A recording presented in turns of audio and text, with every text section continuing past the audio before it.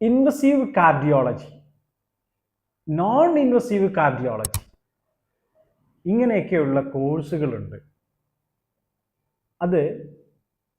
അതൊരു സ്പെഷ്യലൈസേഷൻ ആയിട്ട് വരുന്നത് കാർഡിയാക് കെയർ ടെക്നോളജിയിലാണ്. കാർഡിയാക് കെയർ ടെക്നോളജി ഒരു പാരാമെഡിക്കൽ കോഴ്സാണ്. ഏറ്റവും സാധ്യതയുള്ള കോഴ്സുകളിൽ ഒന്നുകൂടിയാണ്.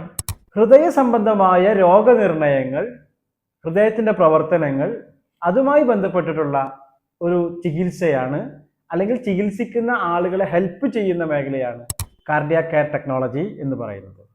ഇലക്ട്രോഫിസിയോളജി, എക്കോ കാർഡിയോഗ്രാഫി തുടങ്ങിയ മേഖലകളൊക്കെ ഇതിൻ്റെ സ്പെഷ്യലൈസേഷനാണ്.